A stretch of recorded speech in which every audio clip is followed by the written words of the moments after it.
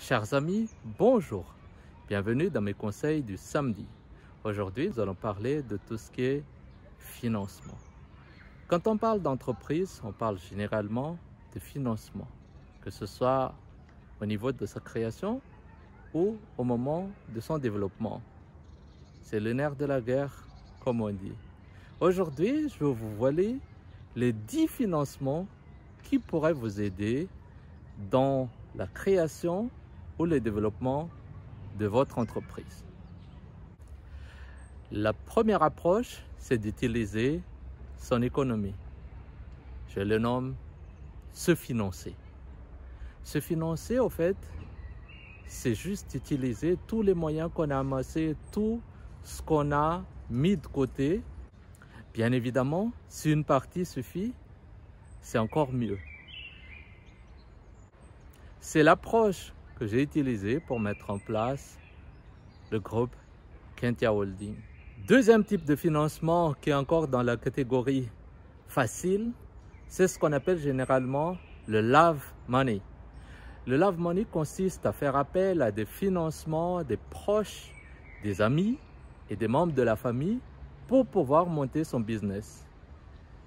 Personnellement, j'ai aussi déjà fait appel à ce genre de financement quand j'ai mis en place Kunst und Körper aus Madagascar, mon entreprise d'importation et de revente des produits artisanaux de Madagascar en Allemagne en décembre 2016.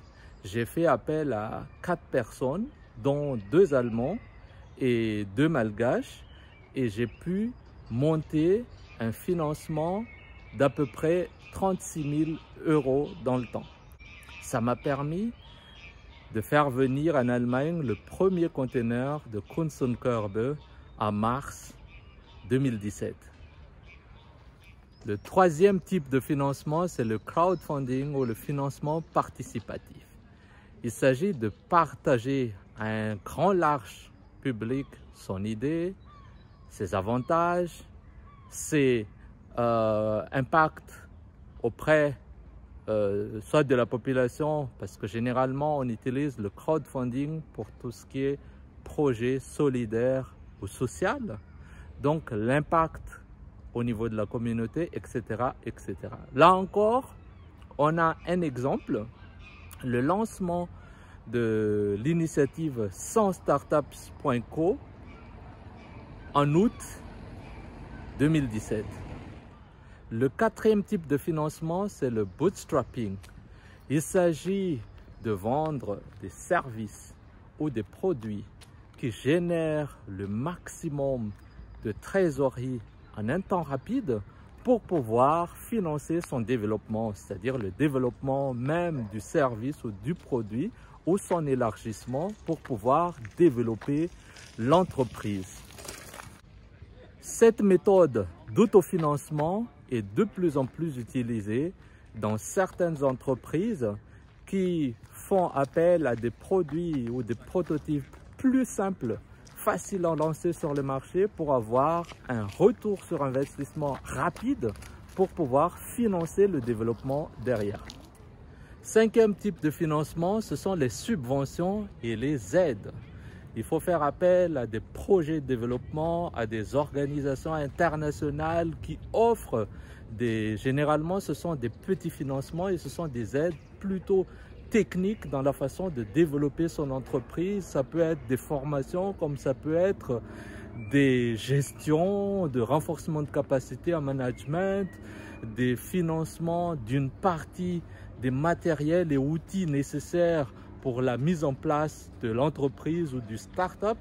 Ces aides et subventions sont généralement auprès des organisations internationales et ou projets de développement. Donc n'hésitez pas à poser des questions et vous pouvez peut-être en bénéficier. Ça vous permettrait peut-être de commencer ou de développer votre entreprise ou votre projet. Sixième type de financement, ce sont les concours. Je peux donner un exemple. À Madagascar, par exemple, il y a le Trophée Jeune Entrepreneur de BNI qui permet aux gagnants d'avoir des prêts d'honneur jusqu'à hauteur d'environ 20 000 €, je pense. Ces concours, il y en a beaucoup. Ça peut être organisé au niveau international, ça peut être organisé au niveau local, mais c'est aussi un moyen de gagner un financement, que ce soit au début de son projet ou au développement de son entreprise. Le 7e type de financement est classique, c'est l'emprunt bancaire. L'emprunt bancaire reste toujours un moyen efficace de développer son entreprise. L'avantage, c'est qu'il est toujours là. On n'attend pas une période comme les concours ou autres types de financement. La banque est toujours là. Par contre, l'inconvénient, c'est que ça peut coûter cher, surtout dans un pays à haute inflation. Mais aussi, ça peut demander des garanties et des nantissements assez conséquents pour pouvoir avoir un financement raisonnable. 8e type de financement, ce sont les incubateurs et accélérateurs. Généralement, ils travaillent avec des programmes, des projets de sociétés ou d'organisations qui permettent d'identifier les meilleurs projets et d'injecter des fonds à l'intérieur. Donc, c'est un moyen d'avoir des financements supplémentaires, que ce soit pour la création, c'est-à-dire la mise en place de son entreprise ou son développement.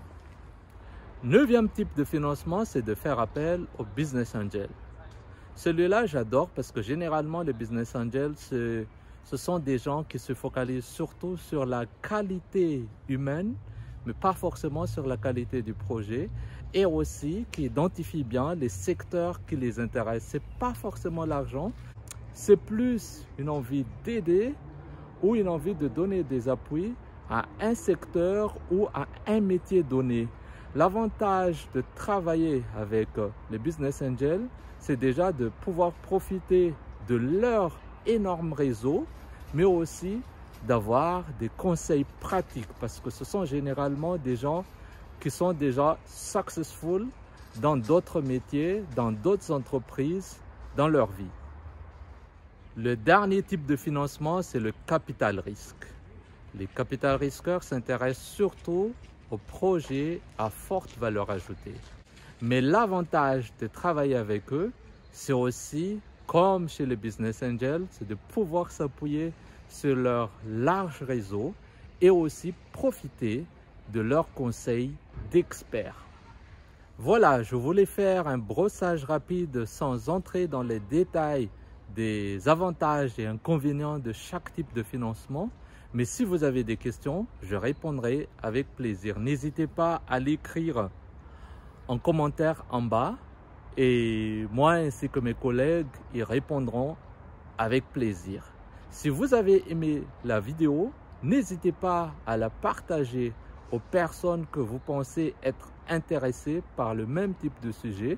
Sinon, n'hésitez pas non plus à s'abonner à notre page pour pouvoir profiter et être informé des nouvelles vidéos qui vont sortir dans les prochaines semaines. Sur ce, je vous dis à très bientôt. Au revoir.